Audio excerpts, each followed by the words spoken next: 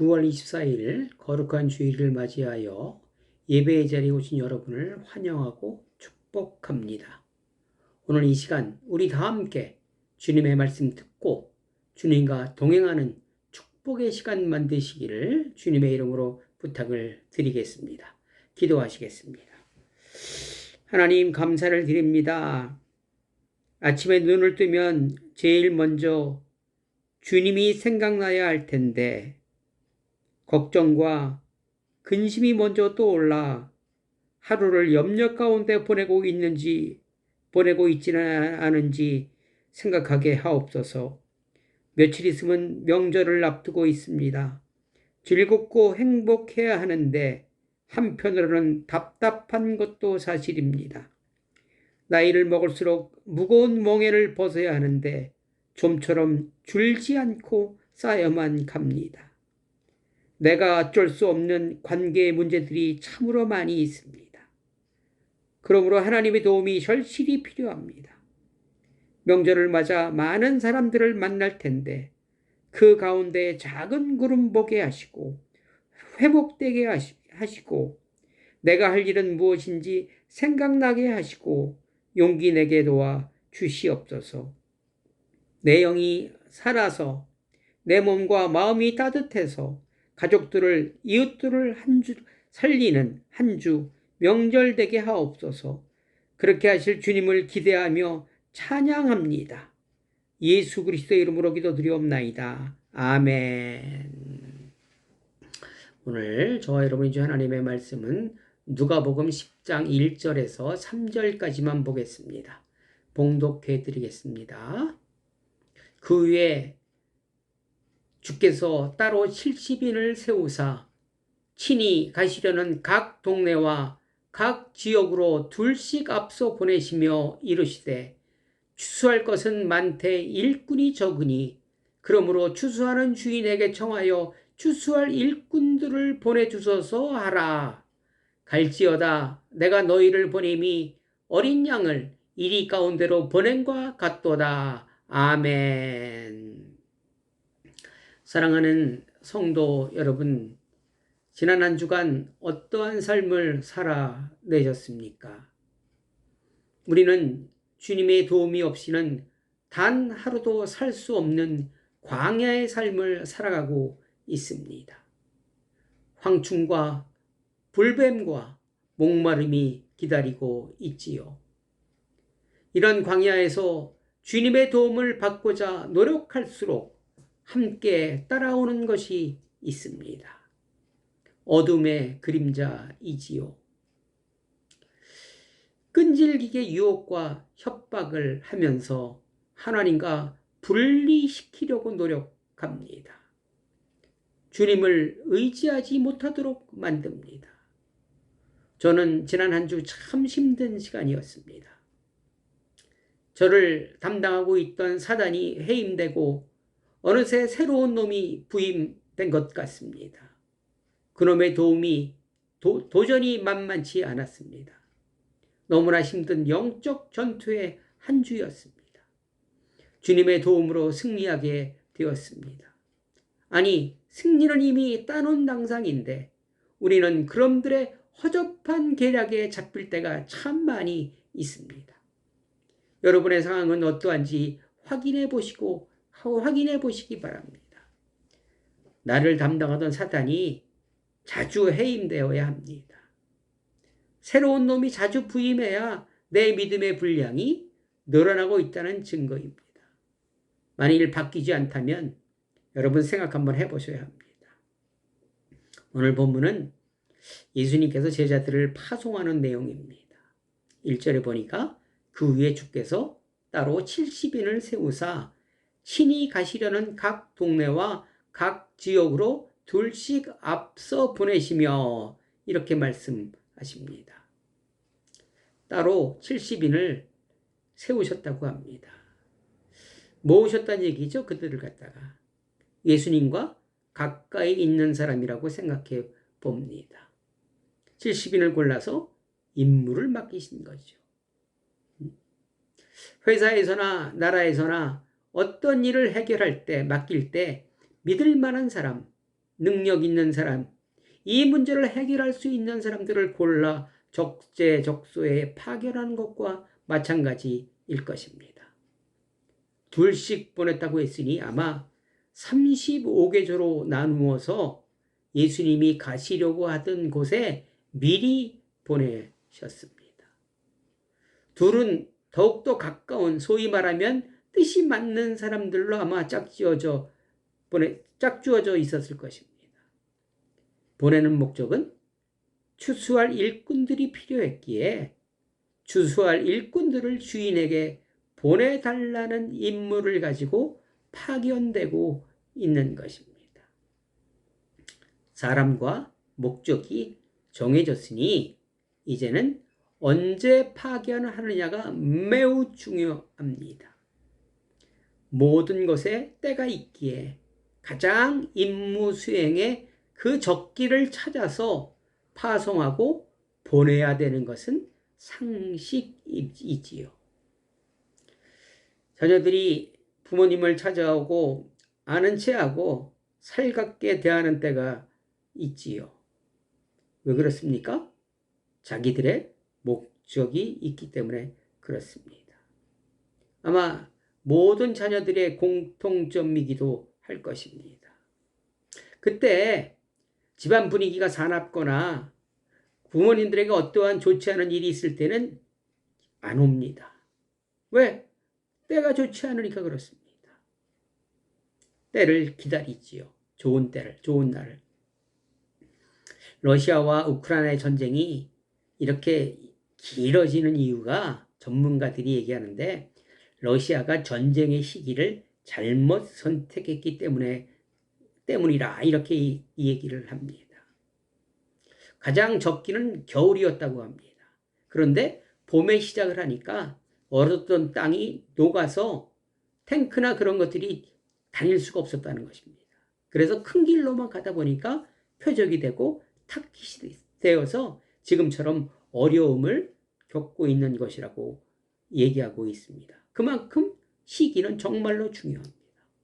그러면 제자들을 보내는 시기는 어떠했을까요? 예수님의 판단은 특사를 보낸 임무를 효과적으로 완성할 수 있는 최고의 적기에 70인을 보내셨을까 생각해 보았습니다. 3절에 보니까 갈지어다. 가라는 거예요. 때가 됐다는 거예요. 그런데 제가 생각해 보니까 예수님이 오판하신 것 같습니다. 잘못 생각하신 것 같아요. 이렇게 중요한 임무를 가지고 예수님이 가야 할 곳에 예수님을 대신해서 미리 보내는데 그 시기가 이리들이 득실거리며 먹을 것을 찾아 울부짖는 배가 고픈 시기에 보내고 있다고 얘기를 하고 있습니다. 너희를 보냄이 어린 양을 이리 가운데로 보낸과 같도다. 이처럼 말입니다. 제가 이 낚시를 좀 좋아하는데 낚시를 하다 보니까 좀 노하우가 생기더라고요. 어떻게 하면 물고기를 잘 잡을 수 있을까? 그게 시기가 있더라고요. 보름달이 뜰 때는 그 시기를 피합니다. 안 갑니다. 그리고 외래어종이 서식하고 있는 곳에는 낮에는 외래어종이 활발하게 활동을 합니다. 근데 밤에는 그 활동이 확 줄어들어요. 그래서 밤낚시가 낚시의 적기입니다. 그래야만 목적을 이룰 수 있는 것입니다. 마찬가지로 예수님께서는 늑대들이 활동하지 않는 시기에 보내셔야 하는 것인데 예수님은 늑대들이 왕성하게 활동하는 시기에 제자들을 보내시고 있는 것입니다. 그리고 어린 양을 늑대 가운데 보낸 것 같다고 말씀하시면서 결과도 미리 알고 계셨습니다. 몽골에 가니까 이 양과 염소가 참 많더라고요. 근데 양이 특징이 참 온순하더라고요. 사람들이 양을 사서 요리를 하려고 그 두 발을 테이프로 이렇게 다 묶습니다. 꽁꽁 묶었는데도 그 양들이 거의 반항을 하지 않고 그냥 가만히 있더라고요. 그리고 심장을 터뜨려서 한 번에 양을 죽이지요. 죽음의 고통을 짧게 하는 것이 전통이라고 합니다. 그 심장 가장 가까운 곳에 피부를 가죽을 자르는데 양은 나 죽었어 하고 그냥 나빠져 있더라고요. 그런데 어미 양도 이러는데 이런 것이 양의 본성인데 어린 양은 오죽하겠습니까? 늑대에게 어린 양을 보내면 100%한 마리도 살아남지 못한 것은 자명한 사실입니다. 그러면 예수님은 왜 이런 무모한 시기에 무모한 계획을 세우시고 실행하셨을까?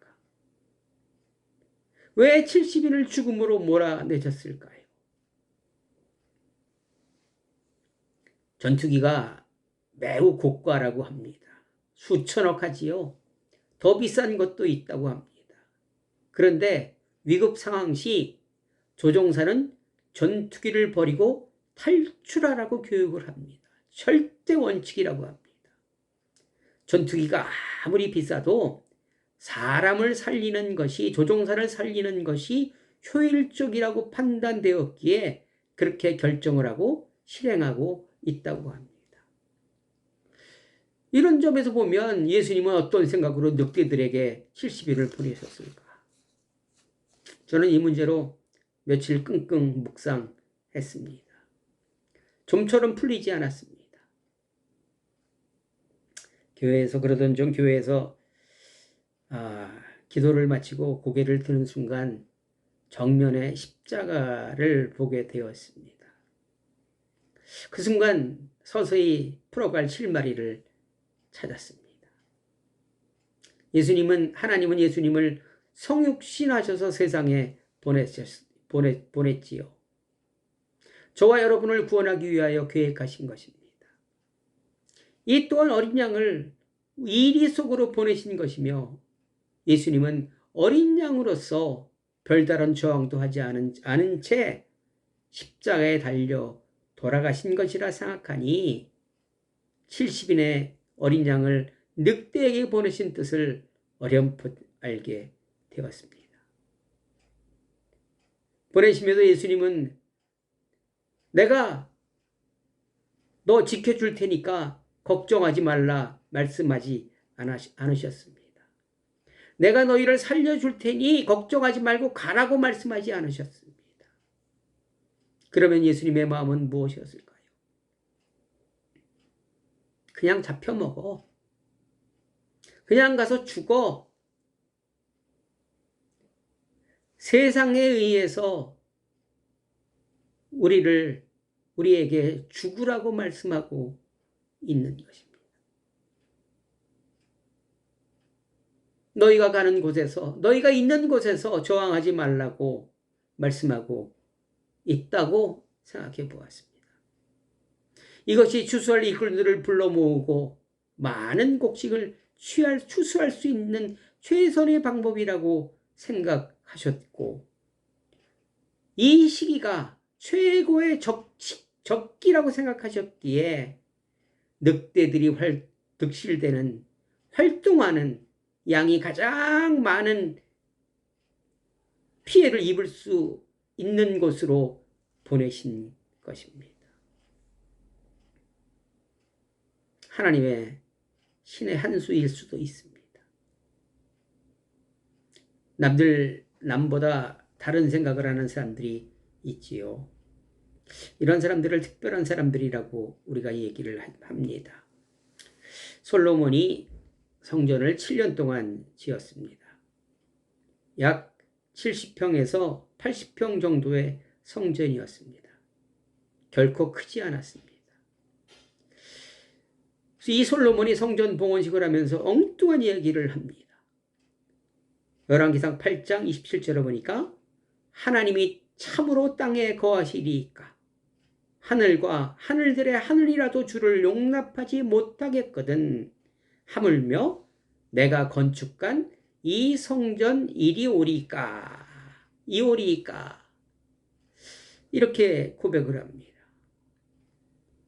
솔로몬은 자신이 지은 성전에 하나님이 머물러 계시지 않는다는 것을 알고 있었습니다. 하나님이 어떤 분인지 정확히 알고 있는 지혜자였습니다. 그러면 솔로몬은 왜 성전을 지었으며 봉헌식에서 어떠한 기도를 했을까요?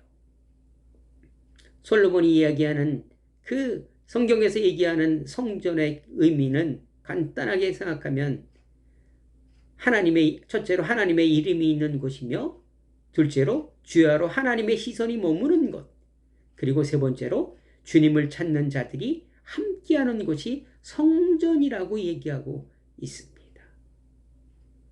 솔로몬이 성전을 지은 것은 하나님을 위함이 아닌 이스라엘 백성을 위함이었습니다. 저와 여러분을 위하여 교회가 존재하는 것과 마찬가지입니다. 성전은 하나님이 함께 하신다는 것을 보여주기 위하여 백성들이 하나님을 의지하며 살아가도록 선포하기 위함이었습니다. 솔로몬이 성전을 향하여 기도하는 사람들을 이야기합니다. 어떤 사람들이 성전을 향해서 기도할 수 있을까? 왕이 기도할 수 있고, 백성들이 기도할 수 있고, 그리고 범죄자, 이방인, 재앙을 당한 자, 그리고 전쟁에 나가는 자들이 성전을 향해서 기도할 때 그 기도를 들어달라 간구하고 있습니다. 그래서 이사야에서나 마가복음에서 얘기하는 것처럼 성전은 만민이 기도하는 집이라는 것입니다. 저와 여러분은 이 모든 것에 해당이 된다고 저는 생각합니다. 그리고 만민이 기도하는 집에서 기도하시는 분들이 저는 어린 양이라고 생각을 해보았습니다. 어린 양이기에 아무 무기도 없고 아무 능력도 없습니다. 그러기에 늑대에게 죽을 수밖에 없는 것입니다. 있는 자리에서 그냥 죽으면 됩니다. 그러면 많은 수확을 거둘 수 있다고 약속하십니다. 어떠한 대가를 약속하지 않으셨습니다. 그런데 우리는 하나님과 딜을 얘기합니다. 조건을 전제로 할 때가 참 너무나 많이 있습니다. 그리고 우리는 능력도 없는데 내가 능력이 있는 것처럼 내 생각과 방법으로 밥 먹듯이 일하고 있지는 않은지 생각해 보았습니다. 죽으라고 하시는데 살려고 발버둥 칩니다. 우리 지금 기독교의 현실과 정확히 일치한다고 생각합니다. 사랑하는 성도 여러분, 이번 주 명절입니다. 여러분이 계신 자리, 주님께서 보내시는 자리는 어떠한 자리입니까? 그 자리에서 한번 죽으시기 바랍니다.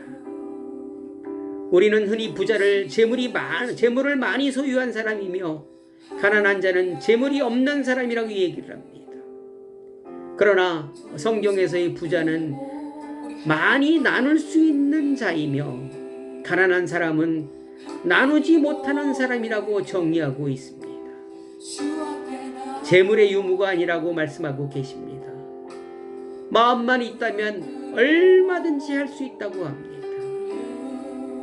조금만 생각을 달리하시기를 부탁을 드립니다. 힘들고 어려운 명절의 분위기, 힘든 가사일, 재정의 어려움, 불편한 관계 등 늑대들이 많이 있을 것입니다. 생각하기도 싫지만 이 자리가 주님이 나를 선택하여 죽으라고 보내신 자리라 생각하시고 한번 죽어보시기 바랍니다. 저는 어떠한 일에 계획을 하면서 예상되는 어려움을 기도로 준비하고 출발합니다. 나보다 나를 더 잘하는 그분께서 내가 예상 못한 것도 헤아려 주실 때가 많습니다. 기도 외에는 능력이 없기 때문에 그렇습니다. 그러하지 않으실지라도 내가 죽을 수 있는 장소와 기회가 있다는 것에 감사하신다면 얼마든지 해낼 수 있을 것입니다. 명절을 앞두고 저와 여러분의 파송식이 하늘에서 열리고 있습니다. 시기와 장소는 다르지만 힘들고 어렵고 늑대와 이리가 있는 곳입니다. 주님이 파송한 70인의 역할은 어떠하십니까? 나를 선택하여 보내신 자리에서 가족과 이웃을 섬김으로 죽는 임무 잘 감당하시길, 그리고 많은 수확을 거두시는 복된 명절 되시기를 주님의 이름으로 간절히 부탁을 드리겠습니다. 기도하시겠습니다. 사랑의 하나님, 감사를 드립니다. 나를 선택하여 파송하셨으니 잘 감당하게 하옵소서. 많은 수확물들을 거둘 수 있게 하옵소서. 이제는 우리 구주 예수 그리스도의 은혜와 하나님 아버지의 극진하신 사랑과 성령님의 교통하심이 지금부터 영원히 함께하기를 간절히 축원하옵나이다. 아멘. 여러분 감사합니다. 힘들지만 명절 잘 보내시고 풍부에도 궁핍함에도 처할 수 있는 지혜의 70인들 되시기를 주님의 이름으로 간절히 축원드립니다. 여러분 사랑합니다. 여러분 사랑합니다. 사랑합니다. 다음 주에 또 뵙겠습니다. 감사합니다.